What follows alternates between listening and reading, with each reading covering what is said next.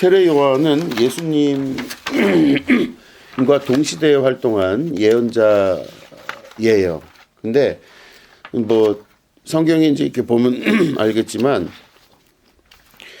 예수님의 사촌이라고 보면 돼요. 예수님의 외사촌이라고 보면 돼요. 그래서 사제였던 스가랴라고 하는 사제의 아들로 태어나서 예수님과는 외사촌 관계였다라고 추정을 하는 사람이에요. 근데 이 세례 요한이 자기를 설명할 때는 뭐라고 설명하냐면 자기는 광야에 외치는 자라고 얘기를 했고, 그 외치는 자가 바로 뭐냐면 오실 그 분을 맞이하기 위해서 자기가 존재한다 이렇게 얘기를 했어요. 그러니까 자기가 아니라 오실 그분, 다시 말해 그리스도를 준비하기 위해서 존재했던 사람이 세례 요한이에요. 그럼 세례 요한은 어떤 사람이냐? 세례 요한은 이제 그 당시에 예루살렘 성전이 이렇게 있었잖아요. 그럼 예루살렘 성전에서 제사를 드렸어요. 1년에 최소 2번은 제사를 드렸어. 1년에 2번 제사를 드릴 때 사람들은 제물을 가지고 자기 죄를 씻기 위해서 예루살렘 성전으로 왔어요. 그러니까 우리로 치면 이제 서울로 전국 각지 지방에 있는 수많은 유대인들이 다 1년에 2번씩 몰려드는 거야. 왔어. 와서 어떻게 했느냐? 그 당시에 제물을 사갖고 왔잖아요. 자기가 어쨌든 예루살렘 성전에 하나님께 그 제사를 드리려면 제물이 있어야 되잖아요. 제물은 뭐 소도 되고 양도 되고 뭐 비둘기도 되고 하는데 그것들을 자기 죄의 그 양만큼 그 동물들을 사서 데리고 와서 얘를 죽여야 그 죽은 피로 내가 대신 구원을 받는 거야. 그러니까 내가 용서를 받는 거야. 그러니까 1년 중에서 상반기 하반기를 나누자면 뭐 예를 들어 상반기에 진 죄를 이제 갖고 오는 거야. 그럼 어떤 시스템이냐면 구약에서 우리 회당이 있었다 그랬잖아요. 바벨론 포로기 때 예루살렘에서 다 끌려와서 이 이스라엘 사람들이 바벨론에 포로로 살게 됐는데 거기서 바벨론 문화를 접하게 되고 뭐 이렇게 된 얘기 했잖아요. 그래서 모세오경을 그때 기록을 해야 되겠다는 그 결단을 하고 뭐 이렇게 했다고. 근데 그때 예루살렘 성전으로 가서 예배를 못 드리잖아요. 포로로 와 있으니까. 이 사람들이 그 안에서 했던 게 뭐냐면은 하나님 말씀을 낭독하고 그 말씀을 서로 나누는 일을 했어요. 이걸 회당이라 그래. 시나고그죠, 시나고그. 회당이라 그래. 그래서 그 회당은 바로 어디서 나타난 문화냐면 바벨론 포로기 때 나타난 문화예요. 처음으로.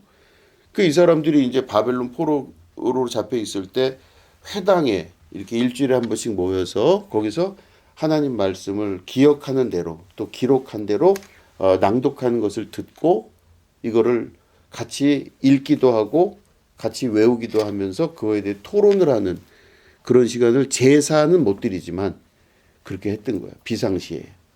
근데 이런 거 되게 많아요. 약식으로 하는 거. 예를 들어서 봐봐. 우리가 아는 것 중에서도 세례가 원래는 침례잖아. 이렇게 물에다가 사람을 이렇게 푹 집어넣었다가 빼내는 게 침례예요. 원래 그거밖에 없었어요. 근데 개신교에서는 지금 그렇게 안 하잖아요. 침례교 빼놓고는. 머리 위에다 이렇게 물을 이렇게 얹는 걸 한다고. 이거는 약식 세례잖아. 약식 침례. 그럼 이걸 세례라 그래. 그 이게 왜 이렇게 됐느냐? 바울이 이제 뭐 낙타를 타거나 뭐 이렇게 하고 전도를 다닐 때 외국 나가갖고 그 사람들을 예수님 믿으라고 복음을 전할 때 이 사람들이 여기 요단강가까지 올 수가 없잖아요. 침례를 받으러. 그리고 거기서 무슨 뭐 강이 이렇게 뭐 많은 것도 아니고 사막이 많은 나라들인데 그러다 보니 그 즉시에서 이 성수라고 하는 이 물을 가지고 이 사람들한테 안수하는 이게 생긴 거야. 이게 약식으로 생긴 거지. 원래는 침례를 해야 되는데. 이제 그런 것처럼 바벨론 포로기 때 그런 일들이 있었던 거예요. 회당 문화가. 근데 이제 회당 문화가 나중에 이 사람들이 다 예루살렘으로 복귀하고 이스라엘이 제대로 섰을 때 로마 시대죠. 그때는 또 로마가 정복하는 그 시절에 이 안에 분파가 나눠지게 된 거예요. 예를 들어 사두개파 그러면 제사장들이나 소위 말해 예루살렘 성전을 중심으로 활동했던 사람들이 바로 사두개인들이었었어요. 그럼 그 사두개인들의 분파는 뭐야? 제사장 뭐 이런 사람들도 포함되겠지. 왜냐하면 제사장은 예루살렘 성전에서 일하는 사람들이니까. 그러니까 제사장 또 사두개인 이런 사람들이 예루살렘 성전을 중심으로 활동했던 사람들이야. 이 사람들은 뭐를 제일 중요시 여기냐? 예루살렘 성전을 제일 중요시 여겨요. 그리고 제사를 중요시 여기겠지. 그런데 아까 말한 대로 1년에 2번 여기 와서 제사를 드려야 되는 게 법인데 지방에 있는 사람들은 그럼 평소 땐 뭐하냐 이거지. 이 지방에 있는 많은 이스라엘 전역에 있는 사람들은 회당을 만들어서 회당 문화가 있었던 거야. 바벨론 포로기 때 있었던.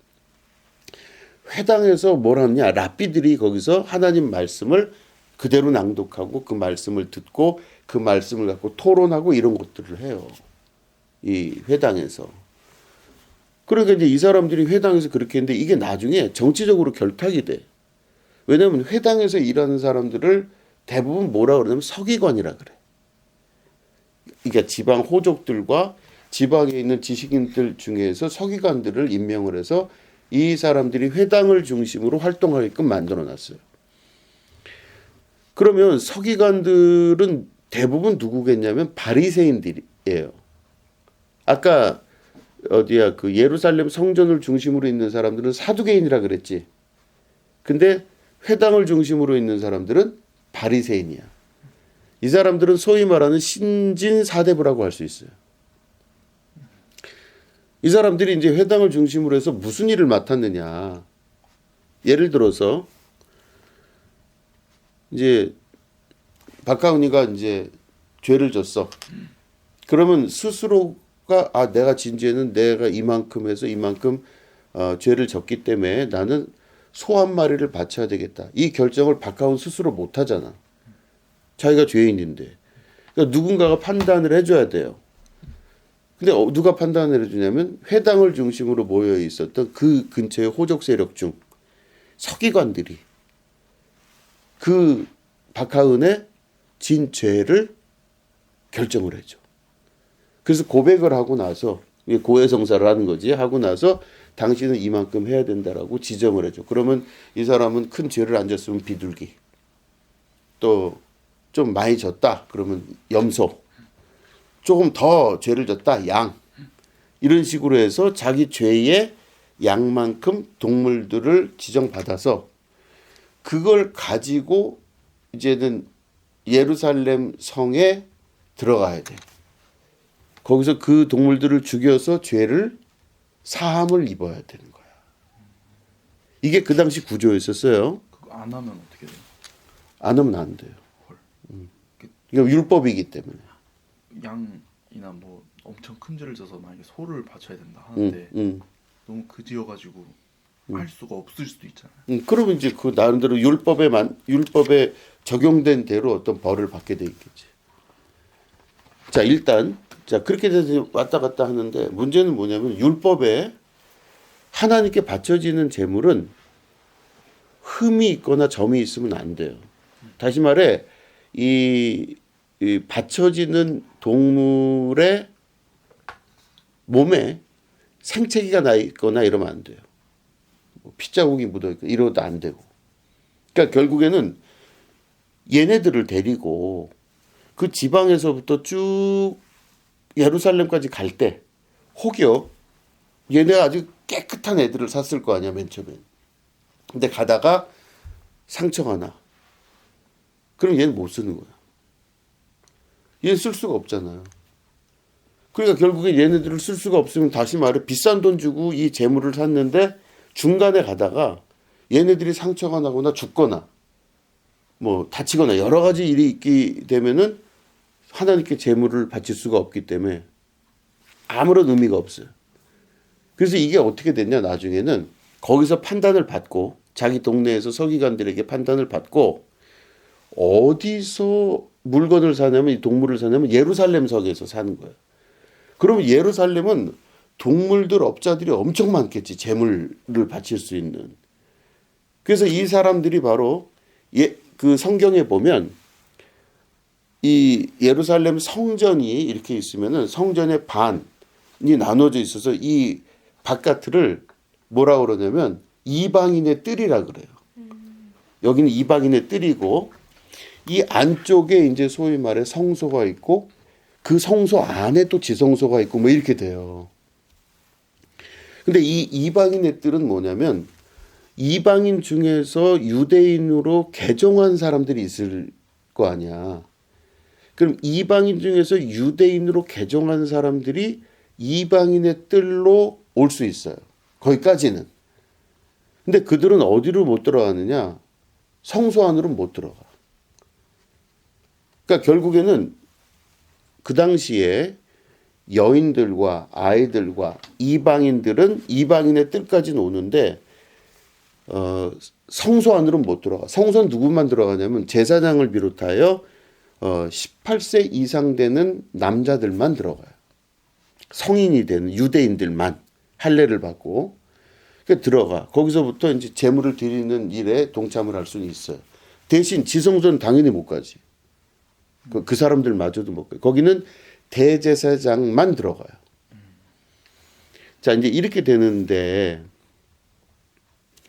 그들이 그 안에서 어떤 일이 벌어지냐면은 이제 그 당시 당연히 예루살렘 성 안에 예루살렘 성전이 있는데 그 안에서 이방인의 뜰에서 뭘 했냐면 이방인들이 왔다 갔다 하는 걸 보니까 거기서 뭘 했냐면 이 동물을 사고 팔 수가 있었어.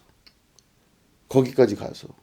그러니까 이방인의 뜰에서 사고 파는 거 아니에요? 그렇지. 거기서 사고 파는 거지. 거기서 이제 동물을 이제 재물을 사고 팔고 이렇게 해요. 그리고 거기서 뭐냐면 돈을 환전시켜 줬어. 뭘 환전시켜 주냐면 성전세를 내야 돼요. 이 사람들이 의무적으로 그 당시에. 세금이야. 이 성전세가를 내야 돼. 근데 성전세를 이 소위 말하는 로마 그 당시 로마가 지배를 했기 때문에 로마의 돈으로 성전세를 내는 게 아니라 그들의 성전에서만 따로 쓰는 돈을 내야 돼요.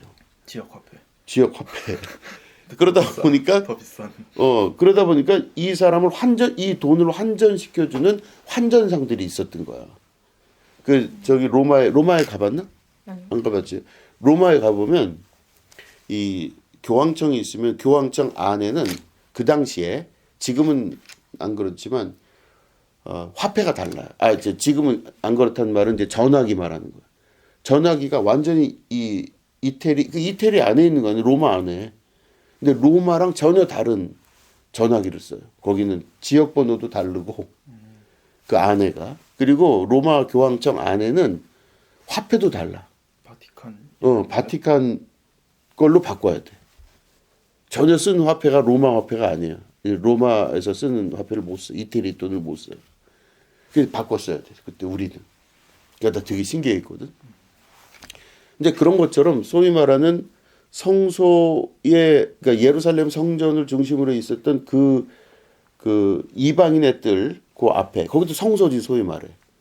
거기 안에서 사람들이 재물을 사고 팔고 돈을 바꾸고 이런 거래. 그런데 이제 이게 보면 문제가 있을 거 아니야. 생각을 해봐. 이 사람이 가난하건 부하건 예를 들어서 이제 가정을 해보면 박하은이가 죄를 별로 안 졌는데 저쪽에서 예루살렘 본부에서 요번에 많이 모자라다 재정이. 그러니까 좀 재정이 모자라니까 많이 해라. 죄를 좀 많이 만들어. 그렇지. 단가를 후렸죠. 단가를 후려치는 거죠. 그렇게 되면 원래 비둘기 하나인데 양으로 바뀌어. 그리고 이제 양이나 이런 것도 수급 조절에 따라 다를 거 아니야. 어떤 데 양이 싸면은 양 안 받고 비싼 걸로 이제 할 거 아니야. 그러니까 소위 말해 우리가 알고 있는 현대적인 경제 그 논리가 거기도 적용된 거예요. 근데 요게 예수님 당시만 그런 게 아니라 그로부터 훨씬 후인 종교 개혁이 일어났던 시기에도 똑같잖아. 면죄부를 그렇게 했잖아요. 면죄부는 뭐 설명 길게 안 해도 알잖아. 우리 조상들 다 내가 연옥에 있는 양반들을 위로 올려 보내려면 어떻게 해야 돼? 면죄부를 받으면 돼요. 왜냐? 현재 교황이 예수님의 제자로서의 그 수의권을 갖고 있기 때문에 교황 도장을 찍으면 된다고 생각했어요. 왜냐하면 이제 교황은 이 사람들의 논리는 예수님이 베드로에게 얘기했잖아. 네가 하늘에서 매면 땅에서도 매이고 하늘에서 풀면 땅에서도 풀릴 것이다. 이랬잖아. 근데 그 수의권이 베드로 이후에 제자들이 갖고 내려오면서 현재 교황이 그걸 갖고 있다 이렇게 생각하는 거야. 그러니까 이제 그걸로 면죄부를 팔았어요. 이건 성경적이지도 않고 말도 안 되는 내용이에요. 근데 이제 그건 나중에 얘기를 하겠지. 근데 이제 이런 경우랑 비슷하게 교황 수의권을 가지고 사람들에게 죄를 지옥 갈 사람을 하늘로 올려. 왜냐하면 교황이 하늘에서 매면 땅에서도 매인다 그랬잖아. 그러니까 내가 이 사람 용서해주면 하늘에서도 용서가 된다는 얘기지. 그래서 면죄부 팔아먹은 거예요. 하나당 얼마씩.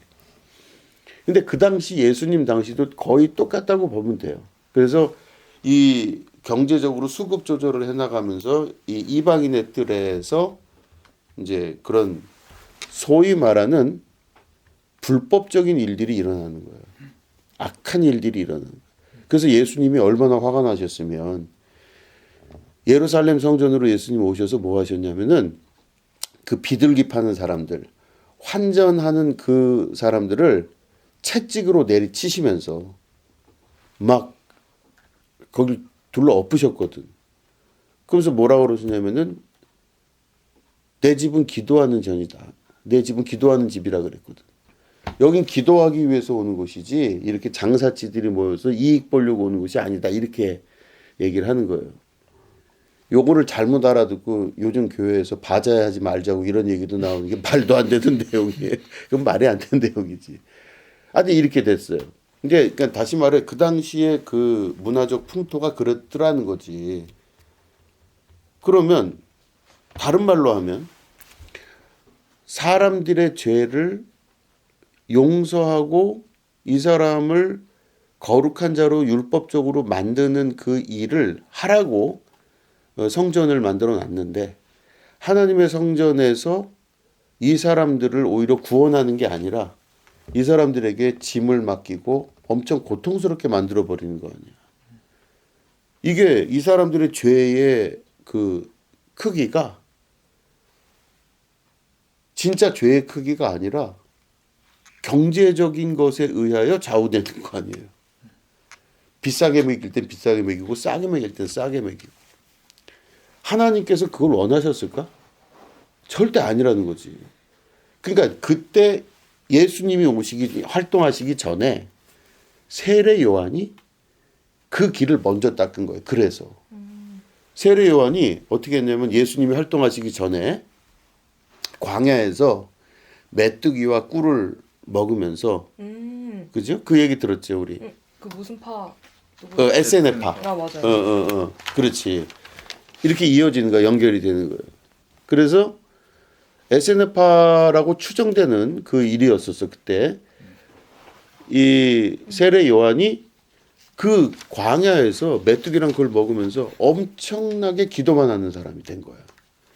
기도하고 하나님 뜻을 분별하는 사람이 됐는데 그때 돈 없는 사람들. 그러니까 죄를 용서 안 받고 싶은데 예루살렘 성전에서 제대로 용서받으려면 받을 방법이 없는 사람이 있을 거 아니에요. 내가 대출 받아도 안 되는 사람이 있을 거 아니야. 이런 사람들이 세례 요한이라는 사람의 소문을 듣기 시작해요. 그래서 막 몰려오기 시작해. 그래서 세례 요한이 광야에서 그 사람들을 데리고 하나님 말씀을 바르게 전하면서 자기가 이 사람들을 어떻게 했느냐? 침례를 한 거예요. 소위 세례. 물에다가 이렇게 넣고 빼는 걸 했어요. 그래서 이 사람의 이름을 세례 요한이라고 그러는 거예요. 그러면 어떤 사람들은 자기 죄를 용서함 받기 위해서 예루살렘 성전으로 제물 바쳐가면서 갔는데 이 사람들은 그 제물을 바치는 게 아니잖아요. 광야로 가서 세례 요한을 만나서 그 말씀 듣고 그 사람이 하라는 대로 물에 들어갔다가 나오니 네 죄가 이제는 없다. 이걸 선포를 받으니 얼마나 좋겠어. 그러니까 가난한 사람, 힘든 사람 이런 사람들이 막 엄청나게 몰리는 거예요. 이게 연결이 되지만 그 당시에 당연히 병자들, 아픈 사람들 이 사람들이 경제 활동을 못 할 거 아니야. 이게 그러니까 그런 사람들이 막 몰려온 거야 거기에. 근데 이 사람들의 숫자가 생각보다 너무 많은 거예요. 너무 많은 거야. 그러니까 어떻게 돼? 저쪽에서 바리새인이나 사두개인이나 이런 사람들, 소위 서기관들, 제사장 이런 사람들이 세례 요한을 좋아할 리가 없죠. 끊임없이 몰아쳐서 사람들에게 헌금을 내게 하고 그걸로 이 세계가 자기들 세계가 공고히 돼야 되는데 세례 요한이 나타나면서 돈 없는 자 와라. 힘 없는 자 와라. 이렇게 얘기하니까 이 예루살렘 성전이 경제적으로 점점 무너질 수밖에 없는 묘한 상황인 거지. 그죠? 그러니까 너무 많이 몰린 거야. 그 세례 요한한테. 그래서 사람들이 그때 소문이 나기 시작해요. 너무 사람이 많이 몰리니까 세례 요한한테 저 세례 요한이 혹시 우리 구약서부터 얘기했던 이때는 신약 성경이 없을 거 아니에요. 그 당시는. 예수님 이후의 신약 성경이니까. 구약에서 그렇게 말씀에서 말씀하셨던 그리스도 메시아가 저 세례 요한 아닐까. 사람들이 그런 얘기를 한 거예요. 그때부터. 야, 저 세례 요한일 가능성이 있겠다. 이렇게 생각을 한 거지.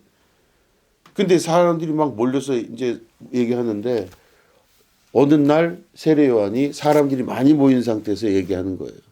나는 오실 그 메시아를 준비하는 사람이지 내가 아니다. 아까 했던 말. 그러면서 뭐라고 얘기하냐면 나는 그분의 신발끈 맬 만한 자격도 안 된다 얘기를 하는 거야. 그러니까 그 당시에 신발끈이라 하면은 어찌 보면 가장 지저분한 이 땅하고 맞닥뜨려 있는 거 아니야. 그렇기 때문에 이거는 아랫 사람들이 신발을 풀어주거나 신발을 풀어주고 내리고 그 사람의 그 온 손님의 발을 씻어주는 게 다 누가 하는 거냐면 종들이 하는 거였었어요. 종들. 이 낮은 신분에. 근데 자기가 신발끈을 매려면 종이잖아. 근데 종이 하는 건 마저도 자기는 못하게 되는 거야. 그분이 얼마나 위대하신 분인지. 그렇게 해서 세례 요한이 예수님이 오시기 전에 많은 사람들을 그렇게 모아서 세례를 하고 이 말은 다른 말로 하면 예루살렘 성전으로 가서 제물 드리면서 자기 죄를 용서함 받는 일을 없앨 수 있도록 준비를 한 사람이라는 거예요. 이게 세례 요한이야. 이해되겠죠? 예수님의 사촌님과 동시에 그런 일을 감당하면서 준비를 철저히 하신 한 사람. 이게 세례 요한. 근데 궁금한 게 있어요. 그때 당시에 그 죄사함을 받기 위해서는 네?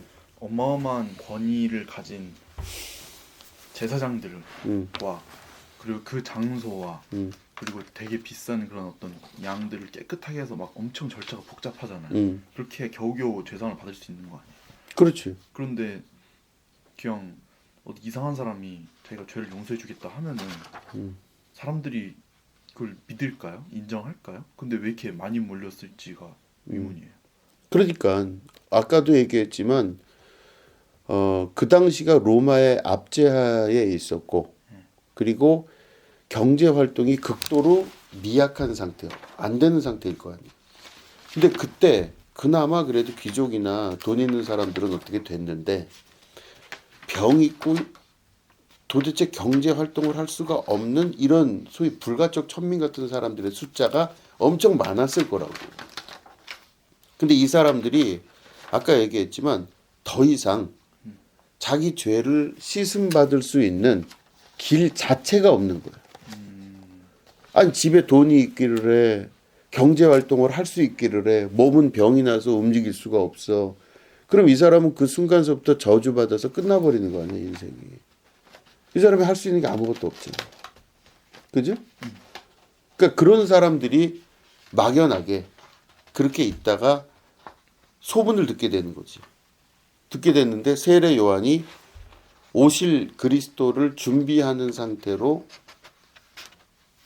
세례를 통해서, 그러니까 다시 말해 동물의 제사가 아니라 씻음을 통해서 죄를 사함을 입게 된다는 이 새로운 복음을 먼저 준비해 놨던 거지. 그러니까 온 거예요, 사람들이. 그 당시. 그러니까 이제 왔을 때 그 소위 말하는 이제 잘 배운 사람들, 바리새인이나 사두개인이나 이런 제사장 이런 사람들이 그거를 좋아하지 않았다는 것은 단순히 경제적인 것뿐만 아니라 자기들이 그토록 미치도록 유지하고 싶었던 자기들 나름대로의 법을 이 사람들이 무너뜨린다 생각하는 거지. 그렇죠. 불법이라 이렇게 얘기하면서 이제 나오게 되는 거죠. 그래서 이제 결국에는 어떻게 되냐? 이 세례 요한의 준비가 있었고, 나중에는 그 사람들이 하도 인기를 이렇게 인기몰이라면서 세례 요한에게 오니까 세례 요한에 대해서 헤롯의 부인인 헤로디아가 화가 나요. 헤로디아가. 지난번에도 우리 얘기했지만 인기에 헤롯이 되게 예민했다 그랬잖아요. 이게 사람들의 인기를 얻고 싶어하고. 그런데 헤로디아 그 부인인 헤로디아가 이 세례 요한의 인기를 보고 이제 여기 인기라는 건 내 말이고 어쨌든 시샘을 하고 엄청 그래요. 그래서 그 헤롯이 이제 술 잔뜩 먹고 이제 파티를 여는 그때 헤로디아가 자기 딸에게 얘기를 해서 너 아빠한테 가서 아빠라면 이제 헤롯 왕이죠. 아빠한테 가서 생일 선물로 이제 춤을 좀 춰라. 그래서 아빠가 술이 엄청 취해 있을 때 막 좋아서 막 딸내미가 예쁘게 춤을 추니까 그 왕이 너무 기분이 좋은 거야. 그래서 그 왕이 우리 딸 너무 이쁘다. 너무 멋있다. 그래서 우리 딸내미 아빠한테 원하는 거 있으면 얘기해다오. 그랬더니 엄마가 미리 준비를 했죠. 그 딸한테 세례 요한의 목을 좀 갖다 달라 아빠한테 얘기를 하는 거야. 그러니까 이 딸내미가 아빠 귀에다가 다 생일 선물 다른 거 필요 없고 세례 요한의 목을 좀 갖다 주십시오. 근데 이미 이제 왕인데 왕은 자기가 말한 걸 지켜야 되는 사람인데 그 술 취해갖고 얘기했어도 지켜야 되는 거지. 그러니까 이러고 있다가 결국엔 세례 요한을 목을 베서 갖고 와요. 그때 죽은 거지 세례 요한이. 근데 그 헤로디아는 왜 세례 요한을 안 좋아했던 거예요? 그러니까 이제 추정해보건데 아까 말한 대로 헤롯과 헤로디아는 둘 다 질투가 되게 심했다고 보는 거예요. 그러니까 이 사람들은 로마의 눈치를 봐야 되고 그 다음에 이스라엘 사람들의 눈치를 봐야 되는 거야. 중간에서. 근데 이 사람들이 자기가 특히 헤롯이 이스라엘 사람이 아니라 그랬잖아요. 그죠? 그 이스라엘 사람이 아니기 때문에 이스라엘 사람들의 인기를 끄는 일에 항상 신경을 썼던 사람인데 이게 보니까 인기 있는 사람이 있는 거 아니야, 현재. 그게 누구야? 세례 요한인 거지. 그러니까 세례 요한이 소위 말하는 민중들, 많은 사람들을 이끌고 침례, 세례를 하면서 그 사람들에게 좋은 인상을 주고 있는 걸 알고 있기 때문에 눈의 가시처럼 항상 문제였던 거지. 그러니까 이제 이 헤로디아가 자기 남편이 같은 마음인 거지.